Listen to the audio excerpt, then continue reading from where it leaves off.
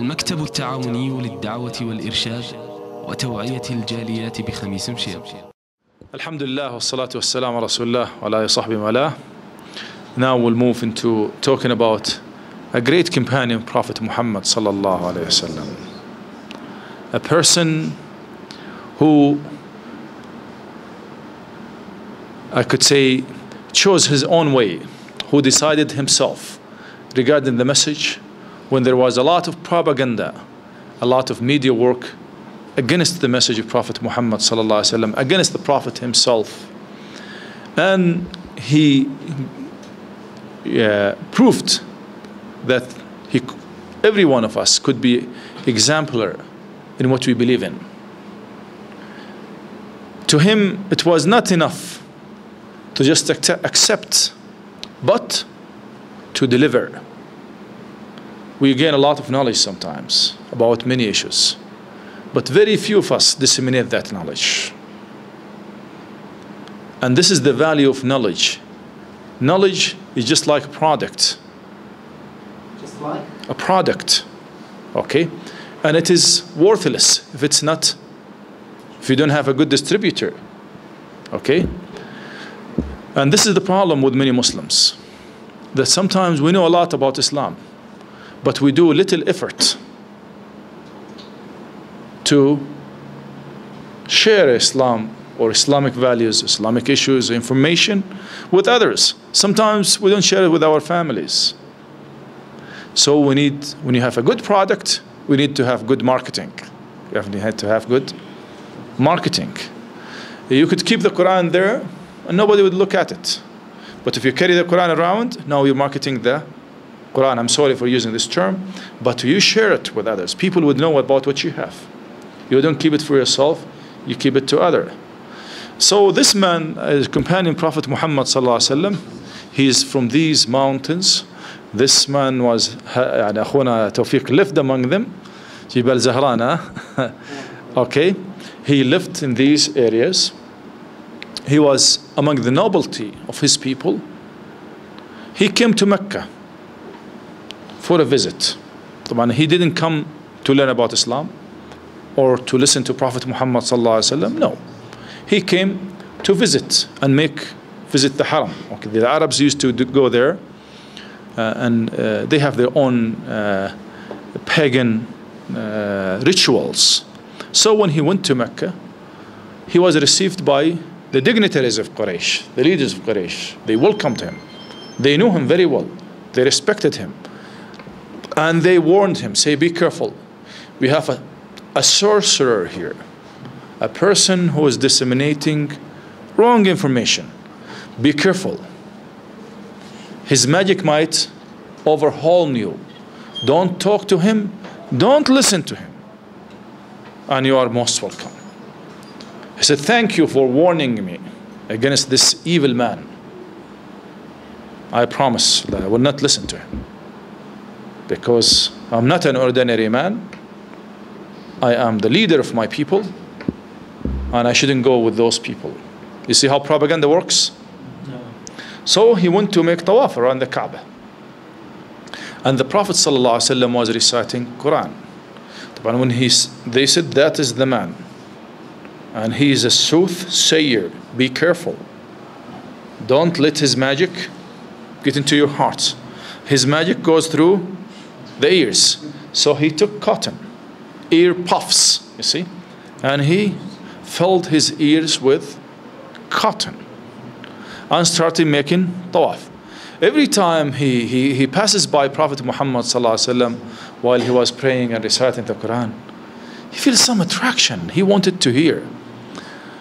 1, 2, he stopped for a while. He said, am I so stupid? Am I so naive that those people made me even put cotton in my ears? He took cotton out of his ear. He said, I could listen. And here, I knew soothsayers, I knew poets, I know all those people. I heard them, I've been exposed to them. I know which one is true, which one is false. So why am I so naive? And they were, you see, brainwashing, propaganda. This is the work of propaganda. Prevents you from the truth. This is what's happening in the world. The media is doing a lot of propaganda, spreading many misconceptions regarding Islam, Muslims, the Prophet Muhammad sallallahu alaihi wasallam, the Quran, the jihad, everything that people want. They don't want to listen. Because they want them to listen to them. If they make you stop listening to this side, you will be listening to the other side. So he went on. Every time he would pass by Prophet Muhammad sallallahu alaihi wasallam, he would slow down, listen. One time, second, he couldn't resist. He went to the Prophet sallallahu alaihi wasallam immediately. He said, recite this to me. And he recited the Quran to him. He said, by Allah, this is not soothsaying. This is not poetry. This is not lying. These are great and beautiful words. They can never be the words of any human beings. And this is why the greatest miracle of the Quran is the linguistic aspect of it. Is the linguistic aspect. Because the Arabs were very eloquent. Even when the Arab, they talk about everybody else as ajam. You know ajam? Dumb. If you don't speak Arabic, you're dumb. This is they call Arab and Ajam. Okay? Because they believed in their language so much that everybody else as if they don't speak a language. So if they speak English, you're Ajam. So you teach Ajami language. This is what they think. Okay? So they looked at the idea, and when he heard that, he was really astonished. He went to Prophet Muhammad sallallahu alaihi wasallam, and he sat with him, and he listened to him. He said, explain Islam to me. He explained Islam to him. He accepted Islam immediately. He said, oh Rasulullah, what shall I do? He said, listen to this. He said, you go to your people and you invite them to Islam. You go to your people and invite them to Islam. It's not enough to have the knowledge and keep it for yourself. If it's valuable knowledge, you share it. If it's bad knowledge, don't even practice it. Bury it. Yes. So he said, but they're not going to believe in me. I went to Mecca for paganistic mission. Now I come to them with a different message that contradicts with everything. Because he himself was in charge of the idols of the tribe. And this in the mountain, you know, Al-Baha, close to Al-Baha, an area there, close to Al-Baha.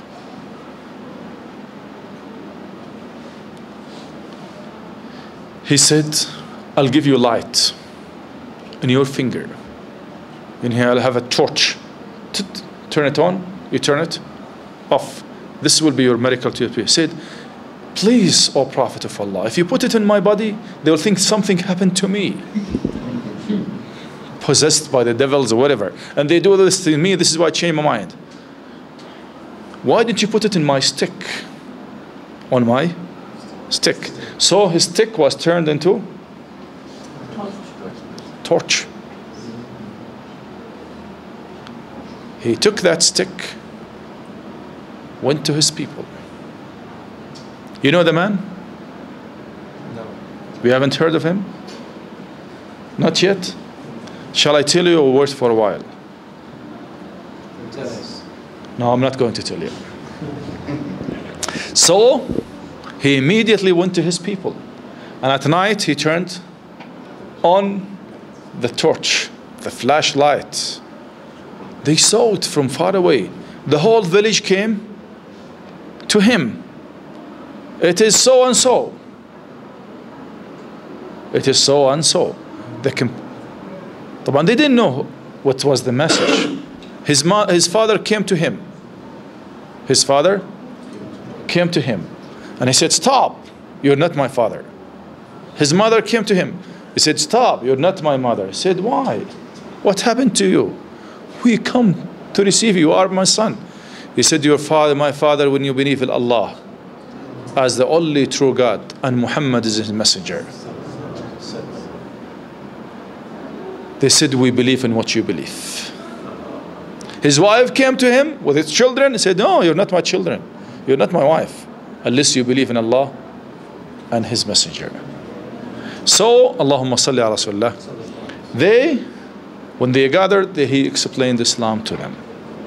Many of them accepted Islam, but some rejected, and very influential ones rejected. You know, those people, because it's going to challenge their own interests. Later on, he came to Prophet Muhammad sallallahu alaihi wasallam along with another person. His name Abu Hurairah, but not the name of this man. He grabbed Abu Hurairah because Abu Hurairah radiyallahu anhu became a Muslim, and he took him to Prophet Muhammad sallallahu alaihi wasallam. He went to Prophet Muhammad sallallahu alaihi wasallam. He said, "O Prophet of Allah, Dawsi, this is his people called Dawsi. Until now, you find somebody with the name Dawsi from that tribe. Dawsi rejected the message of Allah. O Prophet of Allah, ask Allah to demolish them all." Abu Hurairah said, "No, please, Prophet of Allah, ask Allah to guide them." You see Abu Hurairah? You see the personalities? The Prophet ﷺ smiled and he made dua. And Abu Hurairah was really very anxious about what the Prophet ﷺ going to say. Then the Prophet ﷺ said, "Allahumma hdi Dawsan, Allahumma hdi Dawsan." Oh Allah, guide Daws. Oh Allah, guide Daws, with a smile on his face, the Prophet ﷺ. And this man was very happy to hear the dua of Prophet Muhammad ﷺ. This is part of his story. This companion's name is الطفيل ibn Amr الدوسي. الطفيل ibn Amr الدوسي.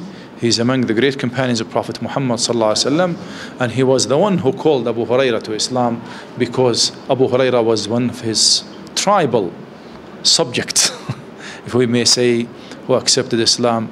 And this is just part of something that we need to learn, that this is the practice of the companions of Prophet Muhammad ﷺ. When they learn something, they go and put it into practice, because they believed in it, they understood it, it's firm in their hearts and their minds, and they were ready to sacrifice everything for the sake of Allah and His Messenger. And this should be really what we do. If just we share the knowledge that we have in this class, whether about the Quranic aspects or the seerah of Prophet Muhammad ﷺ's companion, with our families, with our friends, with our co-workers, we'll be making a great benefit for ourselves. غفر الله لي ولكم والمسلمين أجمعين وفقنا الله لكل خير. السلام عليكم ورحمة الله.